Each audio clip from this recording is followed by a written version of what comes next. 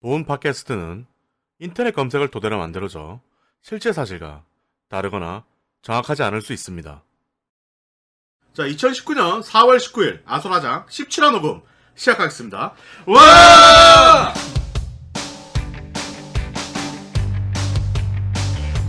안녕하세요. 티폰TV의 티폰.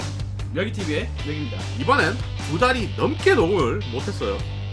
사실 중간에 기회가 있었습니다.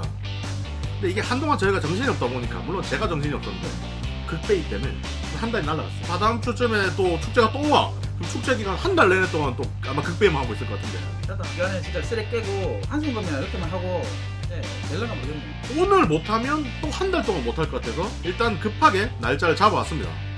그럼 제 근황은 이랬고, 몇 명은 어떻게 지냈나요? 저는 3kg 나왔으니까 뭐 3kg 했고요. 부자 보내주는 거랑 동기하고 로어드까지. 요즘 뭐 여자 생겨서 꼼냥꼼냥 거린다는 소문이 있던데? 말도 안 되는 소리 하고 있어. 야, 여자하고 말이나 좀 섞어봤으면 좋겠다. 이 사람이 지금 또 이렇게 저를 또 모함을 합니다. 내가 찾아낸다. 내가 찾아낸다. 아, 뭘 찾아내? 있어야 찾아내지. 뭐 뉴스라고 할 건 아닌데 뭐 작은 꼭지 하나만 풀고 가죠. 넥슨 매각이 아직 안 됐으니까. 아, 창업하고 최초로 이번에 적자를 찍었대요. 애초에 이제 그게 있었거든요. 넥슨이 돈 나올 구멍이 그렇게 별로 없다는 거야, 생각보다. 잘 되고 있는 것도 없고. 예, 그래갖고 이제 트라라라는 이제 게임이 새로 나왔는데, 모바일 게임이 사람들이 다 얘기하는 거야. 적자가 났다, 넥슨이. 저 게임에서 무슨 짓을 할지 모른다. 얘들이 지금 눈이 돌아갔을 수도 있다. 아니, 돈 있는 사람들한테 뭐 반대로 좋겠네. 이걸로는 내가 다시 이 게임 하면서 최고로 먹을 수 있는 거지. 역으로 생각하면. 이번에 국내에서 스마트 조이라는 회사가 있어요. 굉장히 작은 회사입니다. 라스트 오리진이라는 게임을 발매를 했습니다. 소녀전선을 많이 참고한 듯한 그런 게임인데, 일러스트가 좀 세요. 소녀전선도 사실 검열판이거든요. 없던 치마가 생기고 막 그랬단 말이야. 근데 어디에? 그냥 그렇다고. 근데 이 라스트 오리진은 진짜 대놓고 노린 게임이에요. 구글에 대한 도전을 했거든요. 너희들이 어디까지 해도 자르지 않는지 두고 보겠어. 결국 잘렸습니다. 좀 심하긴 하더라. 야, 뭐 옷이 야 위에 뭐 거의 뭐 근데 그게 구글에 올라와 있다니까. 진짜 심각하더라고. 그래서 구글에 타식 삭제 버전, 검열 버전을 출시를 했어요. 그리고 원스토어에서 무삭제 버전을 출시를 해요. 그렇게 출시하고 며칠이 지나지 않아서 원스토어 인기 1위와 매출 1위를 찍었습니다. 이 게임도 소녀전선처럼 현질을 안 해도 플레이하는데 지장이 없는 게임입니다. 그냥 의상으로 돈을 벌겠다는 거죠. 같은 거 뭐 방식으로 가는 것 같아요. 네, 저도 그래서 질렀죠. 근데 뭔가 좀 이상합니다. 전에 얘기했던 게임물 모니터링단이 이번에 또 발대식 올렸어요. 경력 단절 여성분들을 또 모아가지고 그때랑 똑같아요. 저희가 얘기했죠. 이거 몇 년 동안 하고 있는 거예요. 이번에는 좀 더 많이 이슈가 됐을 뿐이에요. 왜 비전문성인 사람들이 그런 걸 하냐. 저 사람들이 무슨 자격이니 뭐니 막 이런 얘기가 계속 오고 가고, 아니다, 저 사람들은 어차피 말 그대로 모니터고 그 전문적인 판단은 또 게임물이 따로 한다. 이것저것 많이 많아요. 뭐 우리는 그까지 모르겠고, 그냥 그것만 합시다. 원스토어는 한국 거 아닌가요? 제가 알기로는 기존 이동독시 3사의 네이버 통합 앱 스토어가 다 합쳐진 걸로 알아요. 거기다 지금 대표이사가 SK 출신이에요. 구글, 애플 쪽은 기본적으로 삭제가 되기도 하고 검열도 하잖아요, 자기들이. 원스토어에는 왜 무삭제가 올라오는 거죠? 모니터링단은 왜 이거 가지고 아무 말 안 하죠? 제가 이번에 보니까 라스트 오리진 말고 좀 다른 게임들도 수위가 그 정도 됐디다. 다 그렇디다, 수위가. 전 그래서 라스트 오리진으로 갈아탔습니다. 손 묻어서 못 행복했어요. 나이도 너무 높아지고 특정 조합이 아니면 진행이 안 돼요. 게다가 게임이 실시간이에요, 소녀전선은. 물론 일시정지가 있긴 한데 기본 골자가 턴이 아니에요. 근데 라스트 오리진은 완전한 턴제예요. 로봇도 나오고 막. 로봇 때문에 하는 겁니다. 남자의 로봇 아닐까, 로봇. 무슨 소리야? 저 여자애들도 로봇이거든. 이 회사가 큰 회사가 아니라서 공식 홈페이지에 게시판이 존재하지 않아요. 그래서 네이버 카페에 Q&A 및 공지사항 게시판을 운영하고 있습니다. 그러니까 사실상 홈페이지죠.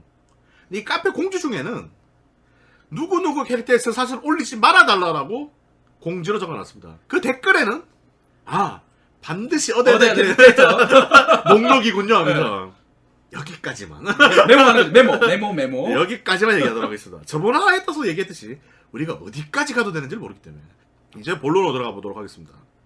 사실 저희가 굉장히 고민했던 게 팔콤 특집이었습니다. 팔콤 제 섬의 계적이 나오기도 했었고, 그리고 게스트도 어느 정도 준비가 되어 있었어요. 근데요, 저번 야게임 특집이 그전 은민중님이 부야의 미래는 뭐다? 성인이다. 네. 그 특집의 5배가 넘습니다. 재생 요청수가. 부담이 너무 되는 거예요. 계속 싱언이 형 전화 와가지고 LV 특집 하자 그러는데 이 사람이 지금 미쳤어. 원래 인기 맛을 보면 그래 되는 거야. 팔꿈 특집은 좀 더 뒤에 할 수 있을 것 같아요. 뭐 언젠간 하겠지라고 생각했던 프롬 특집입니다. 평소에 워낙 이제 소울 시리즈를 많이 언급했고 저희가 알게 된 것도 다크 소울이라는 게임 때문이고 이게 매우 마니아틱한 게임을 만드는 회사이다 보니까 우리도 부담이 좀 크단 말이죠. 뭐 정보력이 그렇게 엄청난 사람들은 또 아니라서. 뭐 우리 인터넷 검색이 되고 그렇지. 그래서 뭐 어떨까 또 한편은 걱정돼요. 예. 우리가 말하는 건 구글에 다 있어요. 다 아는 얘기다 보니까 그냥 팬분들은 정리한다는 느낌으로 들어줬으면 좋겠어요. 그러면 이제 뭐 언제나 얘기했듯이 저희는 역사로 시작하죠 항상. 근데 이 얘기도 진짜 유명한 얘기야. 프롬 소프트웨어 1986년 창업한 소프트웨어 제작 회사로 역사가 생각보다 오래됐습니다. 86년이니까. 근데 이 회사 이름을 달고 나온 게임은 1994년도가 처음이에요. 예, 데뷔가 94년이에요. 근데 창업이 86년이야. 뭐지? 8년 동안 뭐 먹고 산 거지? 초창기에는 돼지 먹이 관리든 농업용 소프트웨어나 사무용 회계 소프트웨어를 제작하는 회사였다고 합니다. 그걸 90년대부터 게임 개발사로 진로를 바꾸고 원래 데뷔작도 PC게임이었는데 엎어졌다가 플레이스테이션 전용 게임으로 다시 바꾼 게 킹스필드라는 거예요. 여기서 이제 생각을 하는 거죠. 처음부터 게임을 만들려면 돈이 필요하니까. 이제 소프트웨어를 팔아서 자본이 생기니까 게임 회사로 넘어간 건지 돈이 생기니까 게임으로 가고 싶어서 바꾼 건지 그건 모르겠으나 94년에 킹스필드라는 게임으로 프롬 소프트웨어가 데뷔를 하게 됩니다. 당시 일본 버블 경제 붕괴로 인해 이를 주던 회사들이 줄줄이 문을 닫자 게임을 만들기 시작했다라는 설도 있습니다. 자, 그럼 킹스필드 시리즈에 대해서 설명을 해보도록 하죠. 일단 1인칭 3D RPG 게임입니다. 후에 에코나이트, 섀도우 타워, 이터널 링 등 파생 작품이 나오기도 했습니다. 설명할 필요도 없을 것 같고 설명할 수도 없습니다. 검색해도 안 나와요. 스크린샷 한 장 안 나와. 내가 뭐 섀도우 타운은 해봤고 에코나이트는 이제 알긴 알고. 그러니까 드래곤 퀘스트 같은 흔히들 말하는 일본식 RPG가 아니라 오히려 엘더 스크롤에 가까운 서양식 RPG예요. 킹스필드도 기본적인 일본식의 사냥 구조는 그대로 가지고 있어요. 즉 오픈월드 RPG라는 건데요. 이 점 때문에 북미에서 상당한 마니아층이 있다고 하더라고요. 그러니까 엘더 스크롤을 하다가 이쪽으로 넘어오신 분들도 좀 있다고 들었어요. 그래서 아시아권은 생각보다 좀 덜 알려진 게임이 킹스필드라고 하더라고요. 국내에서는 이 게임을 아는 대부분의 사람들은 다크 소울 때문에 아는 거지 사실. 그렇죠. 아, 킹스필드가 시작이라더라. 뭐 이런 식으로 이름만 알지 어떤 게임인지 이런 걸 잘 모르는 사람들도 많아요. 그냥 1인칭이다 정도. 오픈월드 RPG잖아요. 그럼 지금 오픈월드 RPG 다 해보셨죠? 알겠지만 퀘스트를 주면 대충 누구를 찾아가라든지 어디 지점을 가라든지 라는 표식은 다 해줍니다. 근데 이 게임은 그게 없죠. 아무것도 없어. 힌트가 아무것도 없어요. 네. 1편부터 3편까지는 버다이트 연대기라고 할 수 있답니다. 버다이트란 깊은 숲속에 작은 나라 이름, 가상 그거겠죠. 네, 나라의 이름이죠. 네. 오랜 전쟁에서 많은 목숨을 구한 숲의 용이 남긴 전설의 보구 문라이트 소드를 발굴하기 위해 왕가의 묘지를 건설한다고 말을 해두고, 그러니까 막 사람들이 막 움직이니까 저거 뭐 하는 거냐, 아 이거 우리 무덤 만드는 거다 이런 식으로 핑계를 대놓고 사실은 그 모든 인원들이 칼을 찾으러 가는 거죠. 문라이트 소드를. 그런데 이렇게 발굴단을 보냈더니 안 돌아와. 다 죽죠. 네. 습격당해서 다 뒤지는 거야. 그래갖고 왕이 호위대장까지 직접 파견을 했어. 그 근위대도 가가지고 이제 괴멸하는 거야. 그래서 마지막 수단으로 용병을 구하는 거예요. 주인공 잔 알프레드 포레스터는 왕가의 공주와 그 호위대장의 아들로서 아버지가 부하들을 구하러 다시 떠났대요. 그러니까 호위대장이 돌아오긴 돌아온 거야. 여기서는 우리 부하들이 남아있다고 다시 간 거야. 그 길로. 그러니까 우리 아버지 찾으러 간 거예요. 이 주인공이. 그렇게 시작을 한대요. 근데 사실 스포가 될 것 같아서 더 말을 못 하겠는 게, 어차피 상관없어. 뭐. 아니야. 이거 프롬 시청자들은 진짜 할 수도 있어. 야, 하긴 뭐래. 보통 야, 너 봤잖아. 진짜 한 3화나 5화 정도 진행되면 그 다음부터 손절합니다. 이벤트를 굳이 보지 않아도 클리어하고 관련이 없고 무엇을 하든 크게 상관없는 즉 자유도가 오픈월드 방식을 그대로 가진 게임이래요. 킹스필드 1이. 시스템의 대부분은 1에서 완성이 되어 있다고 합니다. 2, 3로 넘어가도 크게 박이 안 나는 거죠. 하지만 언제나 그렇듯 버그가 많대요. 네, 프롬 게임은 늘 버그가 네. 산재해 있습니다. 시스템적으로 아쉬움이 많이 남았던 게임이라고 합니다. 후에 PC로도 나오긴 했지만 어느 정도 이게 이제 수정이 가해지고 그래픽도 좀 더 좋아져서 고전의 그래픽이 부담스러우면 이 PC 버전이 좀 나올 수 있다고 합니다. 어차피 안 하겠지만 이게 프롬에서 나온 PC용 게임 제작 툴인 소드 오브 문라이트 속에 이 리메이크가 들어있다고 합니다. 지금의 프롬의 가장 유명한 검인 문라이트 소드 월간검이죠. 이게 이제 원 때부터 등장하는 거예요. 킹스필드. 심지어 이 월간검은 스토리상 굉장히 중요한 거죠. 왜냐면 이 검 찾으러 가는 거니까 스토리 자체가 나중에 계속 설명하게 될 거예요. 킹스필드가 다른 게임에 영향을 준 건 월간검뿐만이 아니에요. 그냥 월간검으로 대표되는 거지. 그만큼 킹스필드는 지금의 프롬 소프트웨어에 대한 많은 영향을 준 게임이에요.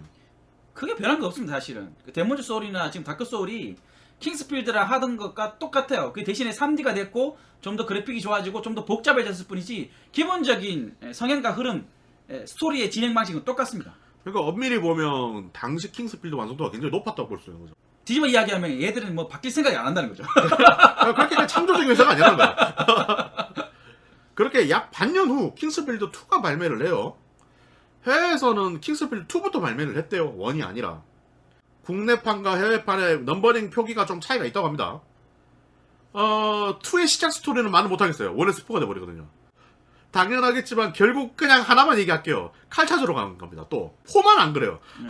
4는 다른 이야기니까 네, 완전히. 완전 다른데 1, 2, 3는 기본적으로 다 칼 찾으러 가는 거예요. 그거 다 아들이에요. 다. 네. 뭐 아들이거나 아니면 서로 연관이 있거나. 워낙 발매된 지가 오래된 게임이면 진짜 할 사람이 있을지도 모르겠다는 생각이 들어서 그냥 이번에는 최대한 스토리 쪽은 조심할게요. 지금 3 정도는 구할 수 있을 텐데 2, 2 구하기도 힘들어요. 1은 진짜 구하기 힘들고. 근데 이 게임이 왜 사람들이 모르냐? 프롬의 시작이긴 한데 이게 프롬 소프트웨어의 밥 주는 게임이 아니었어요. 왜냐? 안 팔렸거든. 솔직하게 이야기할게요. 그 진짜 이거 누가 제가 했던 이유는 그 당시에 제가 게임 잡지를 진짜 좋아했거든요. 게이머즈죠. 그 당시에 뭐 게임 라인도 있고 뭐 이랬는데 거기에 그 기자들은 다들 이제 게임 골수 팬들이잖아요. 근데 그 사람들은 굉장히 이 게임에 대해서 큰 좋은 평가를 내렸어요. 평론가들 사이에서는 진짜 완성도 높은 게임이다 이런 네. 평은 많았대요. 제가 그걸 혹해서 이제 시작을 한 거죠. 여튼 그래픽이 한층 강화되고 대시 기능이 2에서부터 생겼답니다. 네, 맞아요. 1은 할 게임이 아니구나. 딱 들어보니까. 그리고 전작보다 더 입체적으로 바뀌었대요. 맵들이. 그러니까 도전력을 자극하는 난이도와 이 입체적으로 바뀌었기 때문에 고저차를 이용한 표현 그리고 그 기믹 시리즈 중 가장 높은 평을 받는 게 2라고 합니다. 2가 혹시 재밌긴 해요. 그러니까 1이 아마 난이도가 그렇게 높지는 않나 봐요. 2가 난이도가 진짜 높습니다. 그리고 시작하자마자 0.5초 만에 죽을 수 있는 게임으로 유명합니다. 그냥 던전 한가운데 던져놔요. 뒤로 돌아서서 앞으로 걸어가면 물에 빠져 죽습니다. 그게 0.5초예요. 그게 그 페르시아 왕자 1에서 스테이지가 몇 번이더라? 저 중반부 스테이지에 시작할 때부터 낙하를 해. 하고 시프트 눌러가지고 잡지를 못하면 매달리기에. 죽어. 처음 하는 사람 무조건 거기서 한번 죽거든? 하다가 그 다음에 다시 떨어질 때 시프트 눌러가고 산단 말이야. 그런 기믹이라고 봐야겠지 사실. 여튼 지금의 소울 시리즈의 반복, 도전, 난이도, 레벨 디자인, 트릭, 딥다크한 분위기, 그 다음 용, 시스 뭐 기라 시스의 단어죠. 예. 근데 기라는 이제 다크소울 넘어가면서 사라진 거고. 시스는 이제 유명하니까. 그러니까 월간검 등 많은 영향을 준 작품이 이 2예요. 심지어 다크소울 2에는 킹스필드 시리즈의 오마주로 보이는 보스도 등장한대요. 누군지 모르겠어. 근데 이게 뭐 애초에 소울 시리즈의 시작을 나중에 저희가 얘기할 텐데 그걸 들으면 왜 이게 이제 킹스필드가 다크소울과 비슷한 게 맞는지가 납득이 가실 겁니다. 뭐 그 얘기 좀 뒤로 미루고 1년 정도 뒤에 1996년 6월 킹스필드 3가 발매합니다. 참고로 제작자도 판매량도 못 찾았어요. 안 나와. 이거는 제가 이제 말씀드릴 수 있는데 3편이 제일 많이 팔렸어요. 3편이 뭐 지금 티포씨가 또 이야기하겠지만 그래픽도 더 좋아지고 난이도와 게임 스피드를 조절했다고 하는데 3에서는 달려서 뒤를 잡을 수 있습니다. 게임의 속도가 왔다 갔다 하기 때문에 그게 난이도 올렸대요. 근데 얘들은 프레임 문제는 저 때부터 있었나 봐. 예, 예. 저건 뭐 2도 3도 그렇고 다 있어요. 4도 있고. 세키로도 그렇잖아. 예, 세키로도 그렇고. 이 친구들이 프레임 문제는 늘 있던 일입니다. 이 사람들 기술력이 높지 않아요. 근데 전 그걸 또 다르게 보기도 해요. 왜냐면 얘들이 약간 좀 장인 정신이 있다 보니까 놓고 싶은 게 많은 거야 맵에. 그렇죠. 그러면 이제 예, 프레임 좀 떨어지죠. 그러니까 욕심이 생겨서 그런 것 같아 나는. 뭐 특징이라면 볼륨이 대폭 늘어났대요. 예, 맵이 크게 늘어나면서 예, 맞아요. 맵의 퀄리티는 좀 떨어지는 편이 있어요. 2가 맵을 진짜 잘 만들었대. 2는 처음에 시작해서 그냥 던전을 시작해서 그 던전이 끝납니다. 그러니까 그 던전 안에서 모든 걸 해결해요. 뭐 디아블로야? 예, 그런 느낌이에요. 약간 그런 느낌인데 3는 처음에 마을에서 시작하고 지역을 이동을 많이 합니다. 근데 난이도가 좀 떨어지고 탐색하는 재미가 줄어서 2의 기존 팬들은 좀 싫어했대요. 3를. 예, 그 3가 또 좋은 점이 제가 말씀드린 처음에 시작할 때 거의 최강급의 검을 주고요. 그리고 이제 그 점점 더 좋은 검을 구하기 좀 쉬워요. 그러니까 퍼즐이 더 풀기 쉽고. 게다가 2 같은 경우는 맵을 정말 엄청 디자인에 나오는 아이템들이 있대요. 많죠, 많죠. 예. 그래갖고 맵을 그냥 끝까지 뒤지는데 3는 그런 기믹들이 거의 사라졌대요.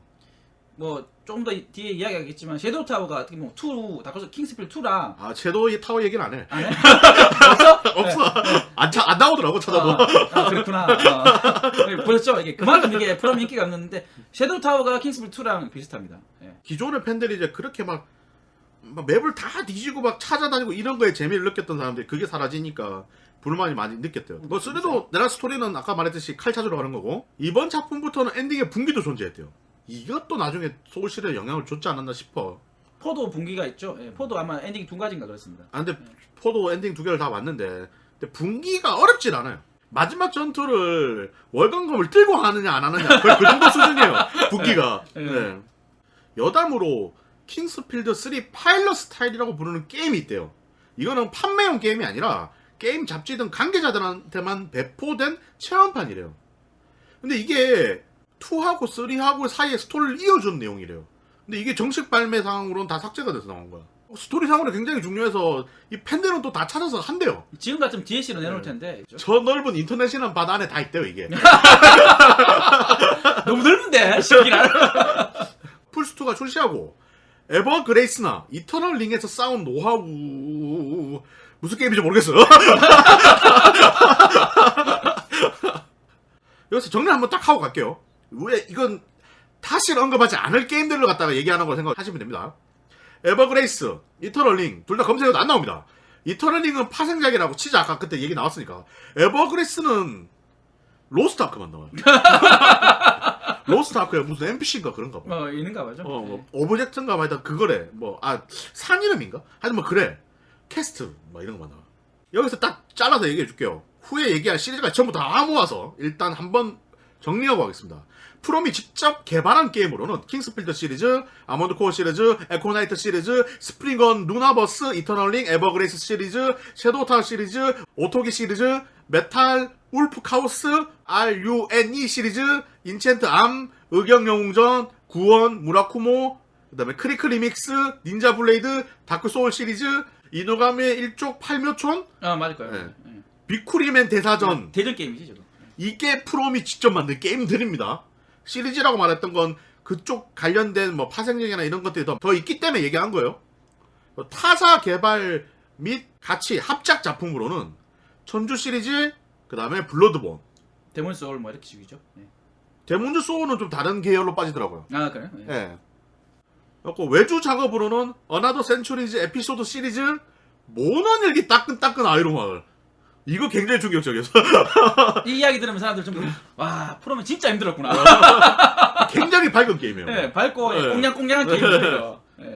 외부 퍼블리싱으로는 크로마운즈, 데몬즈 소울, 그다음에 중철기, 기동전사 검담 UC, 유통한 것으로는 네가 믿는 길을 가라. 천천히 해. 오늘 참 시간 많이 걸려. 네 지금 시간이 쫓기는 것 같아.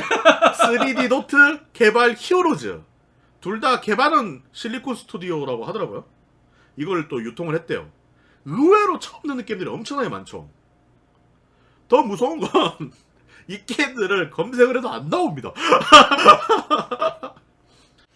저희는 이 중에서 유명한 것만 얘기할 거예요. 즉 뭐냐, 우리가 프롬 특집이긴 하지만 프롬이 만든 게임 중에서 설명하지 않는 게임들이 훨씬 더 많다는 겁니다. 오늘 그럴 수밖에 없는 게 저도 이제 프로그램의 골수 팬이긴 한데 저기 중에 못 해본 게 훨씬 더 많아요. 예. 난 들어본 적도 없는 게임도 많은데. 그렇게 2001년 플레이스테이션 2로 킹스필드 4가 발매합니다. 4는 제가 스토리를 아니까 그냥 굳이 짧게만 설명하면 재앙을 부르는 상이라는 게 있어요. 이 조각상을 들고 있으면 재앙이 오는 거야. 뭐 저주받은 여신상 예, 같은 예. 그런 거죠. 예. 버려야 되는 거야. 반지의 재앙처럼. 버리기 위한 이제 반지 원정자처럼 만들었어, 팀을. 근데 얘네들이 다 실패하는 거야. 버리러 가지를 못하는 거야. 그래서 결국 주인공이 버리러 간다. 버리는데 다시 돌아와요. 어느 순간 자기 손에 들려 있어. 특정한 지역까지 가서 이걸 버려야 되는 거야. 그 반지 제왕도 거기 용암에 떨어뜨려야 되죠. 이제 그렇게 돼야 되는 거니까 이게 못 버리는 거예요. 결론은 그거야. 칼 찾으러 오는 거 아니야. 예. 물론 칼은 나옵니다만은. 예. 근데 칼을 얻는 마음도 좀 달라. 이번에는. 그 어떤 무기를 갖다가 업그레이드 해야 되거든요. 노가다를 좀 많이 해야 돼. 근데 이유가 왜냐? 원래 킹스필드는 3부작으로 끝냈대요. 그러니까 예정이 없던 게임이랍니다, 4가. 그리고 난이도가 엄청나게 낮아져가지고, 야? 뭐? 난이도가 엄청나게 낮아져가지고 팬들한테 비판을 엄청 많이 받았대요. 내가 명희님한테 받아서 해봤는데, 이게 낮은 거면. 아니, 이게 유튜브에 검색을 해보시면 1이랑 3는 한 명씩 더 있어요. 저는 1, 3를 안 해봤지만. 킹스필드 4는 유튜브에서 한국어로 방송한 사람은 대본 작성일 기준 저밖에 없거든요? 아직까지도? 몇 년째? 나 시작하자마자 1초 만에 죽었는데? 이게 쉽다고, 씨. 제가 그래서 이거 하고 나서 이제 티폰 씨한테 야 2나 3도 해볼래? 라고 제가 가지고 있거든요 지금도. 네. 티폰 씨가 저를 멱살을 잡더라고요. 같이 죽자고. 근데 후반으로 갈수록 난이도가 급감하는 건 사실이에요. 이건 2나 3도 마찬가지예요. 예. 워낙 이제 장비빨이 좀 심한 게임이기도 하고. 근데 킹스필드 4가 나온 게 2001년이거든요? 2001년이라고 하면 생각나는 게 없으신가요? 미카미 신지 특집 때 저희가 얘기한 적이 있습니다. 2001년도에 나온 게임이 기무자, 데빌메이 크라이 이런 게임들이에요. 그러니까 당시에 엄청난 히트작들이 쭉 쏟아졌어요. 그리고 그때 히트했던 게임들 대부분이 스타일리시하고 빠른 액션 게임이었죠. 그 속에서 킹스필드 굉장히 느립니다. 얼마나 느리냐면 제가 방송할 때 그런 말을 한 적이 있습니다. 칼을 휘두르지 말고 위에서 떨어뜨려라. 그게 네가 휘두르는 것보다 빠를 거라고. 겁나 느려요, 휘두르는 거.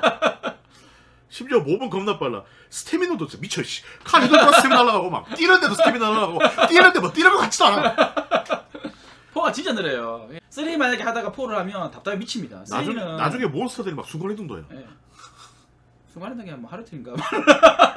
근데 킹스필드 시리즈 중에서는 그래픽이 좋은 편이라 접하기도 편한 작품이라 이게 구하기도 좀 쉬운가 봐. 소울 시리즈를 해봤던 분들이 가장 많이 찾은 킹스필드라고 합니다. 저 또한 그랬고요. 뭐 일단 조금 제가 이제 킹스필드 4를 해본 사람으로서 얘기를 붙여보자면 소울 시리즈는 자본주의에게 졌습니다. 사악함이 사라졌어요. 찌들었어. 이게 함정의 레벨로가 달라요.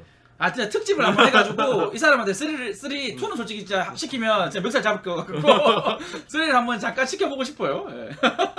이게 근데 사실 컨트롤의 문제로 죽는 게 아니에요. 말 그대로 그렇죠. 사악함이에요. 그렇죠. 그러니까 그 죽을 수밖에 없는 구조를 좀 많이 만들어뒀어요. 물론 그런 이제 기믹성이 많아. 예, 알고 있고 내가 약간 컨트롤 실력이 있으면 그걸 헤쳐나갈 수 있는데 근데 처음 당하면 죽을 수밖에 없어요. 예. 바닥이 무너져 버리고 막 벽이 무너지고 이런 함정들이라. 네 맞아요. 그러니까 한 번 당해보면 피할 수 있어요. 처음에 모를 때 무조건 당할 수밖에 없는 그런 구조의 함정들이 많고 후반에 맵이 나옵니다. 와, 지도를 주죠. 지도를 주는 거야. 맵이 나와. 야, 맵을 열잖아. 3D 맵이야. 문제는 고조차가 표현이 제대로 안 돼 있어요. 겹쳐서 나온다는 얘기지. 그러니까 오dob쟁이. 지도 보려면 빙빙 돌려가면서 네. 있잖아요. 그 큐브 맞추듯이 그렇게 맞춰야 돼요. 지금이야 십자키나 이런 걸 이용해가지고 층마다 이제 따다가 볼 수 있잖아요. 그런 거 없어요, 그냥 막. 제가 길을 좀 잘 찾는 편인데 그래도 게임에서 이건 맵을 보는 동안 헷갈려. 제가 있잖아요. 이건 전체 그냥 그 건물 하나 보여준 거기 때문에 큐브 돌리듯이 빙빙 돌려가면서 예, 그렇게 봐야 돼요. 내가 느낀 게 얘들은 맵을 안 만드는 게 아니라 못 만드는 거예요.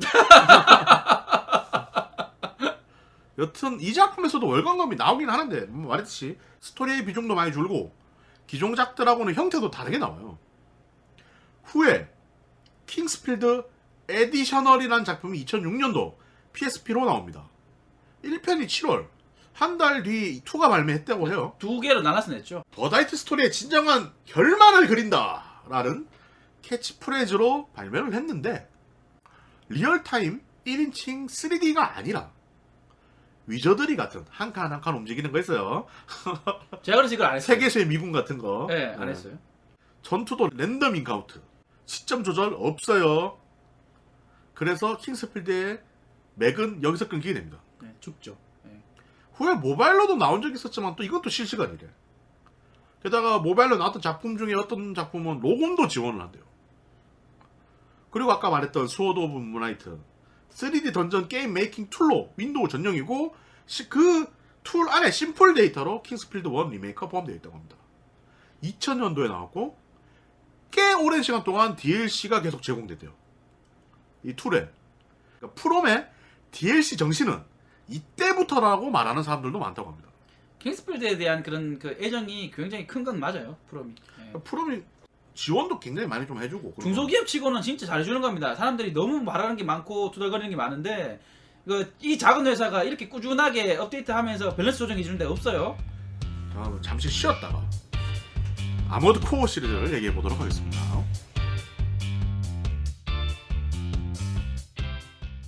자, 그럼 프롬의 원래 밥줄이었던 아머드 코어 시리즈에 대해서 이야기해 보도록 하겠습니다. 97년 7월 10일 플레이스테이션으로 발매 시작한 시리즈입니다. 원이 그때 발매했다는 얘기죠. 한동안 프롬소프트 내 직원들이 취미로 만든 걸 자기들끼리 하다가 야 이거 할만한데? 이거 게임 해볼까? 이렇게 해서 나왔다는 루머가 있는데 제작진에게 직접 확인해 본 결과 처음부터 그냥 원래 메카닉 이렇게 만들 거라고 계획하고 나온 게임이래요. 로봇물이다 보니 코토부키아에서 프라모델도 판매 중이래요.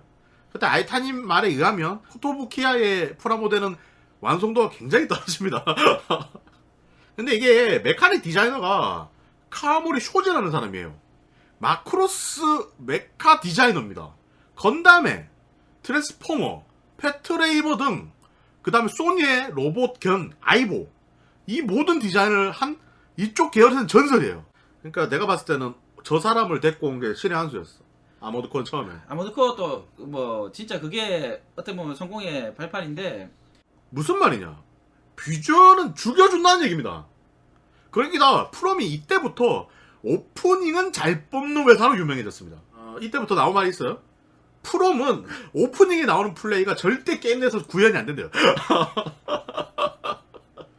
이 게임도 전 시리즈 월간검이 나옵니다.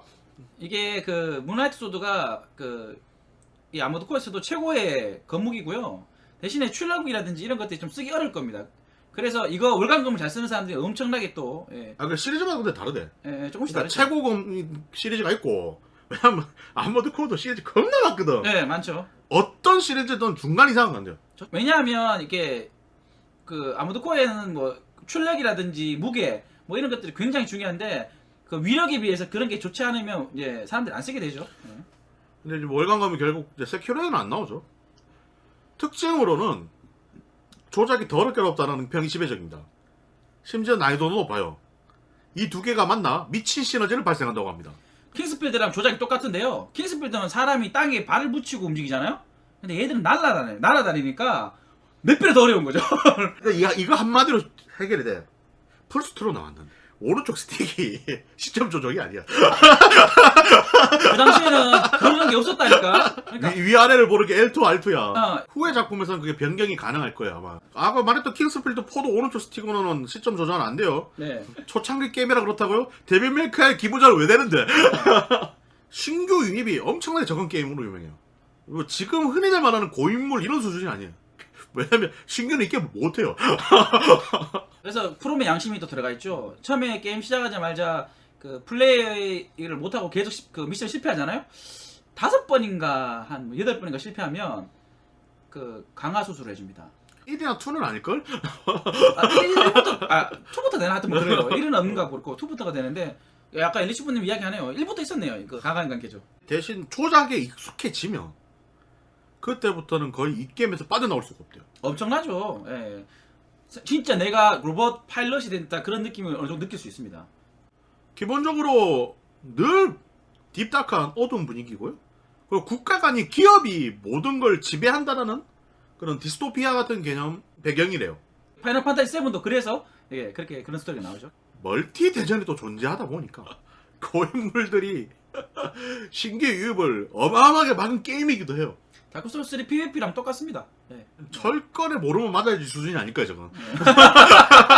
못 움직이면 맞아야지 그 수준이라 막지도 못하고 뒤졌을 거야, 아마 초보들이. 시리즈가 왜 끊겼냐? 아니, 신규 유입이 안 되는 게임이 어떻게 살아나갑니까? 게다가 아모드 코어는 기본 유저가 그렇게 많지도 않아요. 네, 이 판매력이 엄청 적습니다. 예. 뭔가 밥줄이라고는 했지만 그냥 목숨만 붙여놓은 수준이에요. 예, 회사에 목숨만 붙여놓은 거의 수준. 미음만 먹고 살았지 뭐. 예. 프롬 게임 대부분이 그렇지만 적응하면 엄청난 중독성을 자랑하는데 이건 아모드 코어 때부터 유효했다고 합니다. 맞아요, 맞아요. 예. 근데 여기서 아모드 코어가 더 어렵게 만드는 요소가 하나 추가됩니다. 바로 이제 커스터마이즈인데요. 아, 이 재미로 하는 거예요, 사실은. 예. 근데 이것 때문에 게임 못해 사실. 파츠들을 자기가 직접 구상해가지고 구해가지고 이런 걸 다 조합해가지고 밸런스나 이런 걸 맞춰서 전투에 나가는 로망을 잘 구해냈다라는 평은 있는데 이게 진입장벽을 너무 높여버렸죠. 아모드 코어 5 때 큰 실패 이후 대부분의 작품 프로듀서였던 나베시마 토시오미가 스퀘어 에닉스로 이직했습니다. 이 사람은 현재 지금 프론트 미션을 만들고 있나 만들었나 그럴 거예요. 그러니까 명작이라고 평을 들었던 2 시리즈와 3 시리즈를 제작한 추크다 케니치노는 마벨러스라는 곳으로 이적을 했어요. 제가 알기로는 아모드 코어 3가 가장 크게 히트한 걸로 알겠습니다. 팔리기는 5가 제일 많이 팔렸대요. 그 다음 많이 팔린 아, 게. 그 다음에 3고? 예. 그러니까 시리즈 초기부터 관여하고 전 프롬 사장이었던 진 나오토시 역시 퇴사를 했답니다. 아모드 코어 20주년 방송에서 후속작을 만들 거라고 얘기는 했지만 아무도 믿지 않아요. 왜? 핵심 멤버가 없는데. 남은 핵심 멤버가 프리컨시밖에 없는데 그 프리컨시는 OST 팀이거든요. 이거 왠지 나중에 딱 클라우드 펀딩으로 정식적 계승 이런 티켓트리야 이거. 누가 봐도 이거 그때 그래야.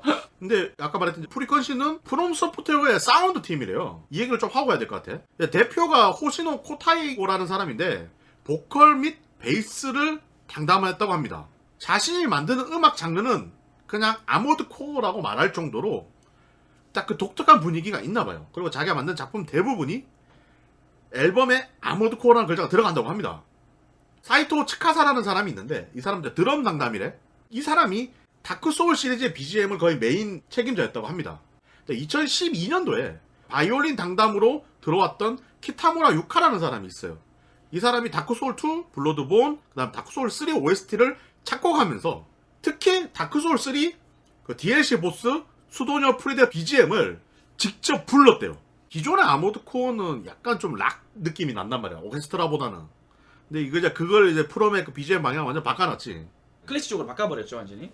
근데 그게 정말 좋은 선택이었어요. 뭐 이야기가 좀 샜지만 아까 말했듯이 남은 핵심 인력이 OS팀밖에 없어요.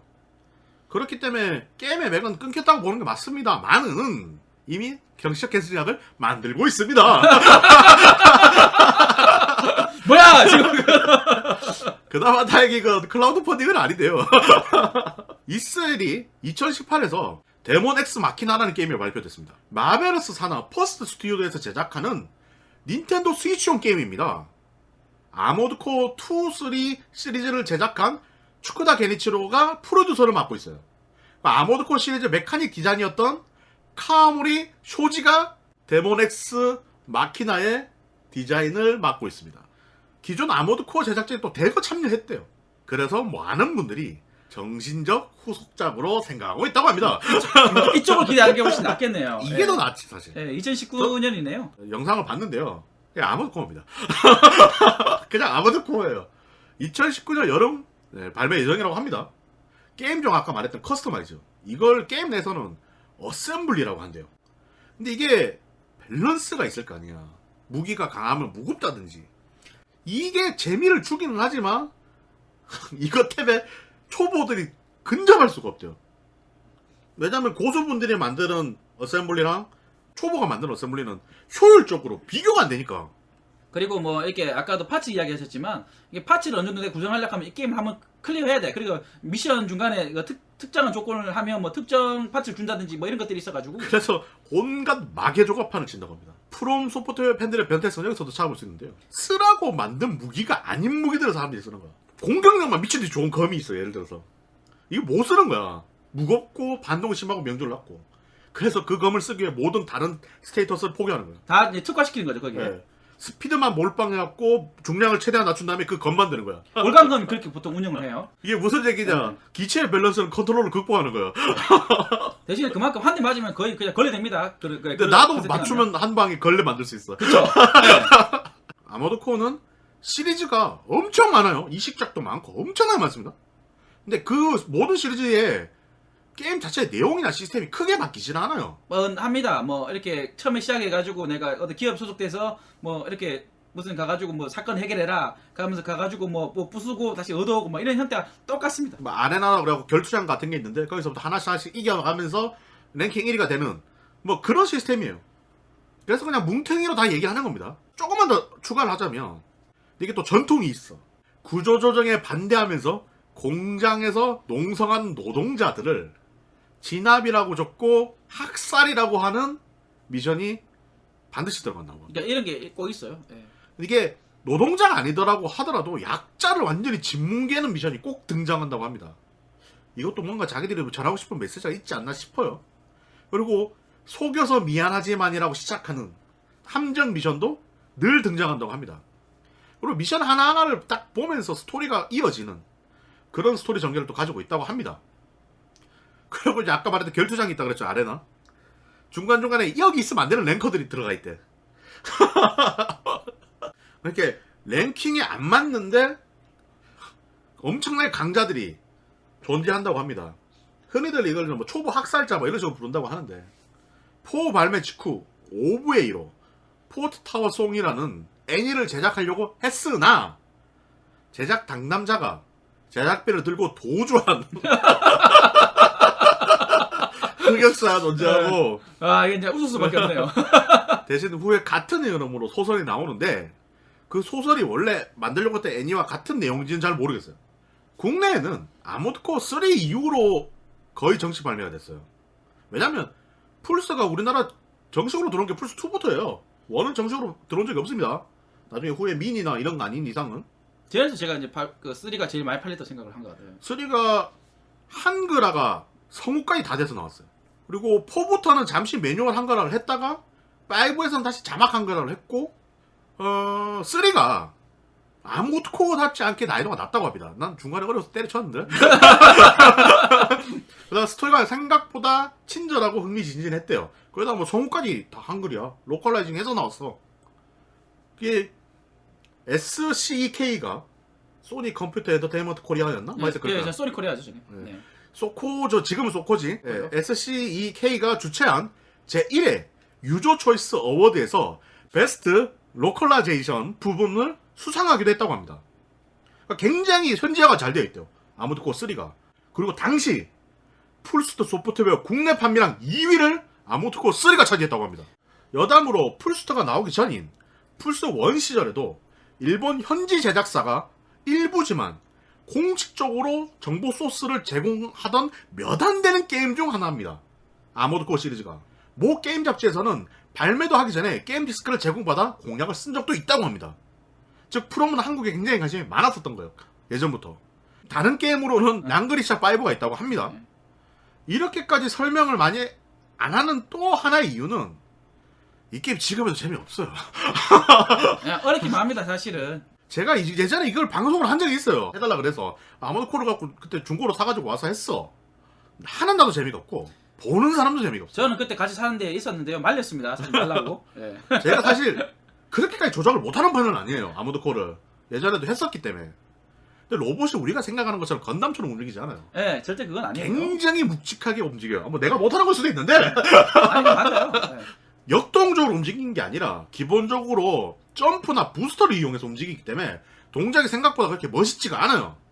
이리저리 찾아봤지만 판매량이 제대로 나온 곳은 없었습니다만 추측건데 소울 시리즈에 비하면 굉장히 낮을 거예요. 포하고 포앤서, 라는 작품이 각각 10만 장씩 팔렸다고 합니다. 3가 국내에서는 3만 장이 팔렸다고 합니다. 엄청나죠, 사실. 당시 이 정도면 엄청난 겁니다. 네, 시리즈에 생각하면. 포켓몬 생각하지 마세요. 22만 장 이런 거 생각하지 마세요. 국내 그 포켓몬이 미친 거야. 네, 포켓몬만 특별한 거고 국내에서는 사실 요거랑 그때 뭐 지니어신 3 녹턴 정도가 뭐 그러니까 3가 국내에서 3만 장이 팔리면서 YBM 시사닷컴이 본격적으로 게임 유통에 뛰어들게 된 계기가 아모드코 3예요. 그러니까 그때부터 다른 회사들도 야 이게 돈이 된다더라 하면서 괜찮게 내면 되구나. 그러니까 플스2의 한글화 바람을 불여일으킨 게 아모드코 3라는 거야. 의외로. 뭐 여담인데 영제로라는 게임이 있습니다. 원래는 0이에요. 국내 이름이 들어오면서 영제로가 붙어서 나왔어. 중복되는 의미거든 사실. 근데 영제로가 유명세입에서 더럽게 안 팔리기로 유명한 게임입니다. 시리즈 중에 10만 장이 넘는 작품이 단 한 개도 없어요. 최고 판매량이 8만인가 그럴 거야. 영이 시리즈가 끊길 수밖에 없는 이유가 뭐냐면 안 팔리는데 시리즈를 왜 냅니까? 그러니까 돈 안 되면 안 돼요 결국에. 영제로는 당시 플스2 때 나온 게임이란 말이야. 플스2 때 10만 장을 못 넘겼다는 건 답이 없다는 거예요. 플스2는 기본적으로 나왔다면 다 많이 팔렸어요. 영제로가 시리즈가 끊긴 걸 닌텐도가 투자를 해가지고 그러면 후속작을 우리 독점으로 만들어줘라. 그래서 영제로가 노네가라스의 무녀가 나온 거예요. 근데 왜 닌텐도로 돼서 망했다는 둥 닌텐도가 아니었으면 그 게임은 나오지도 못했다고. 배우나사랑 아 그럼 누에가네스 그게 짱 아니야? 야 그게 내가 볼 때 영 시리즈 중에 최고인데. 난 그게 최고라서 그게 최고야. 그래 내가 그랬지. 그때 막 소리를 지르면서 막 얘기를 그때 캠할 텐데 물에 닿으면 젖어야지. 정말 잘 만들었어요. 네. 그리고 참 쓸데없는 집착은 이때부터 유명하다고 합니다. 프롬은 성우에 대한 투자가 어마어마한 회사입니다. 대사가 두세 마디밖에 없는 NPC 캐릭터를 위해 오디션도 보고요. 성우의 억양, 사투리, 국적까지 고려한다고 합니다. 아모드코의 프로듀서였던 나베시마 토시우미는 게임 내에 사용 가능한 아이템 평을 저거 제대로 맞도록 만들지 않았으니까 라는 발언을 했어요. 이 유명한 발언이에요. 왜? 만들어 놓고 쓰라고 만든 게 아니라는 거야. 뭐 내가 늘 그렇듯이 유저들은 해내죠. 그걸 해내줍니다. 그 항상 그렇지만 내가 만들기는 만들지만 내 손에 써나가면요 그때부터는 유저들의 몫이에요. 유저들이 그걸 소화해내면 또 됩니다. 제가 이제 좋아했던 게임 중에 이제 엔젤 얼라이언스 택틱스라는 게임이 있어요. 그것도 이제 옛날에 택틱스 게임이 막 흥할 때 나왔던 게임 중에 하나인데 로봇 택틱스 게임이에요. SRPG인데 근데 거기도 이제 커스터마이징을 해가지고 내가 부품별로 만들어가지고 로봇을 완성시켜 나가는 거예요. 미션을 깰 때마다 부품이 들어오고 조합을 해갖고 만드는 거예요. 그 중에 특정 부품들이 끼는 순간 하나만 딱 올라가고 나머지가 다 죽는 부품들이 있어요. 근데 이건 기본적으로 그 얘기하더라고. 쓰라고 만든 게 아니라고. 그냥 컨셉이나 재미로 넣어둔 부품인데 근데 사람들이 그걸 또 연구해갖고 쓰게 만드는 거야. 그러니까 완전히 이제 그 스페셜리스트로 만들어보는 거지. 그 부품을 이용해가지고. 아마 그런 게 굉장히 많을 거예요. 아모드 코어도. 기억이 안 나서 그래, 내가. 그래서, 아모드 코어 5 실기 영상 전달 중에, 왜 이렇게 게임 디테일에 신경을 많이 썼냐는 질문에, 없어도 게임은 되는데, 있으면 멋있잖아. 라는 또 말을 했다고 합니다. 그리고 언제나 그렇듯 이런 사람들은, 난 변태가 아니에요. 라고 말했다고 합니다. 순간 화가 나요. 장인이라고 그래야 되나 변태라고 그래야 되나. 후에 개발자들의 이 정신은 계속 이어지는데 다크소울3 DLC 보스 중 하나인 어둠을 먹는 미디르라는 용이 있어요. 3D 그래픽 아티스트가 자신의 한계에 도전하고 싶었어요 라고 하면서 비늘 한 장 한 장 전부 제트 블러시를 했다고 하는데 그냥 뭐 한 장 한 장 한 땀 한 땀 만들었다는 얘기겠지. 뭐 뭔지는 모르겠지만 미들이가 엄청나게 큰 보스죠. 예. 그거 비닐이 하나 한 장 붙였으면 진짜 복사 붙여넣기로 쫙 늘린 게 아니라 한 장 한 장 다 그렸대요. 그러니까 예전에 레데리 때 이런 얘기를 제가 한번 했는데 작은 디테일 하나하나가 뭉쳐지면 감동을 줍니다. 그렇죠. 그게 레데리가 잘 보여주죠. 예. 락스타 게임즈가 왜 완성도가 높은지는 이런 부분에서 사실 나타나거든요. 근데 성우 아까 얘기했잖아요. 락스타 게임즈도 근데 성우라든가 이런 거 저렇게 해요. 갱스터의 느낌을 느끼기 위해서 감옥 가가지고 인터뷰한 적도 있고요. 스토리 만들어가지고 실제 그 갱스터들한테 마피아 이런 애들한테 검수도 받았어. 야 요즘은 일을 안 해 하면서 그래갖고 수정도 한대요. 그러니까 엄청나죠. 네. 네. 진짜 쉬운 거 아니거든요. 그러니까 그런 부분에서 록스타 게임즈하고 프롬 게임이 비슷한 면모가 있는 거예요. 다만 이게 이렇게 노력을 하고 이렇게까지 장인정신인데 왜 최적화는 늘 그래? 병입니다. 이거 못 고쳐요. 특히 PC식 버전 중에서는 이해가 안 되는 상황도 너무 많아.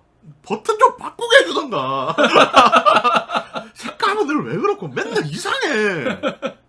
그리고 아머드 코어 4앤서의 멀티플레이 궤적화는 너무너무 유명하대요. 대회를 진행할 때 회선별로 자기들이 티어를 나눠가지고 이 사람은 느리기로 유명한 아이디 그냥 밴 해버린대.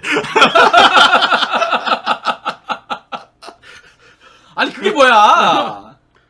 PC 이식에 관련된 이야기는 나중에 한 번 더 묶어가지고 다크 소울 때 얘기하도록 네, 하겠습니다. 뒤에 좀 이야기하죠. 그래도 이 아머드 코어가 플스 1, 2, 플스 3 초기까지 프롬을 먹여 살린 게임입니다. 와 근데 킹스피드는 얼마나 팔렸단 얘기야. 내가 진짜 그거 하는 거 미친 짓이라니까? 2009년이 오기 전까진 말이죠. 그럼 잠시 쉬었다가 프롬이 제작한 다른 몇 개 게임을 언급해 보도록 하겠습니다.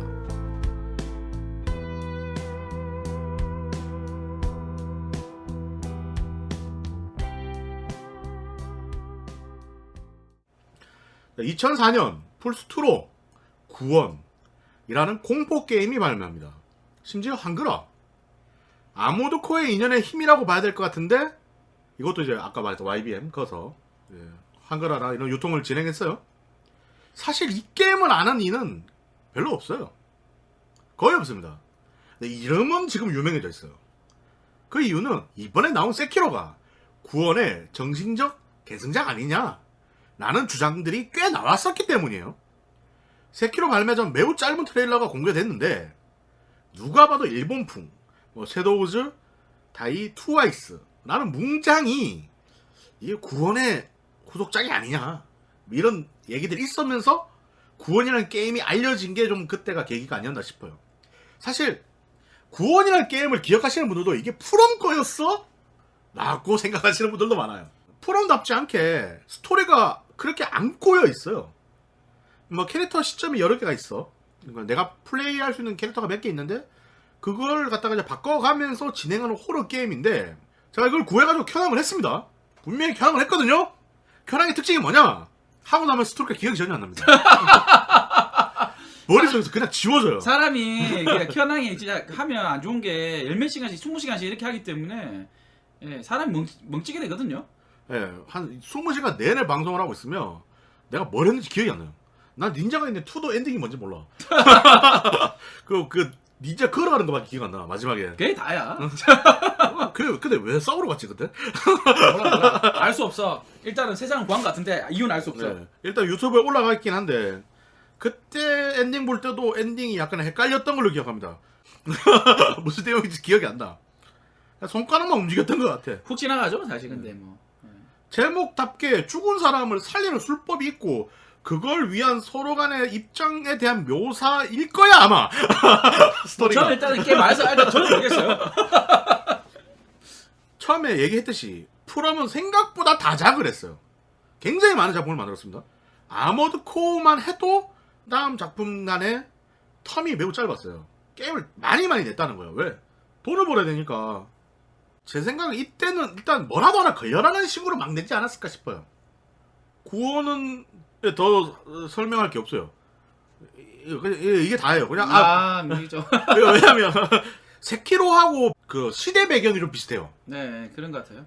예, 모르셔도 돼요. 별로 막 알 필요도 없고요. 제가 봤을 때 또 이러면 또 누가 구해서 해본다니까. 중고 시장에 팔긴 하더라. 아씨 기억이 안 나니까. 스토리가 기억이 안 나니까. 뭐 음양사 이런 애들도 나왔던 것 같은데. 왜 했어 게임을? 왜 한 거야? 오히려 할 만은 이게 더 있을 것 같아요. 1998년 본격 닌자 자유 액션 게임 입체 닌자 활극 천주 혹은 천추라고 하죠. 명칭이 많이 홍용되는데 한자상으로는 천주가 맞습니다. 천추는 일본식 발음이래요. 국내에서는 정식 발매했을 때도 천주라고 적혀 있어요. 저기 있어요, 제가 또 천주는. 저도 그래서 둘 다 쓰는 것 같아요. 막. 네. 이 게임을 지칭할 때. 제작은 어카이어.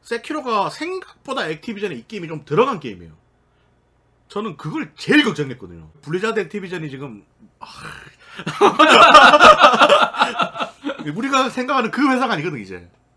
너무 이제 비즈니스 쪽으로 가니까 이게 액티비전 입김이 너무 많이 닿아버리면 프롬답지 않은 게임이 나올 수 있을 텐데 그 걱정을 정말 많이 했는데 실제로 액티비전 입김이 좀 닿았기 때문에 그게 아마 천주하고의 인연 때문이 아닌가 싶어요. 유통을 맡은 거나 이런 것들도. 자, 그러면 잠시 쉬었다가 이 특집에서 가장 할 말이 많은 소울 시리즈에 대해서 이야기해 보도록 하겠습니다.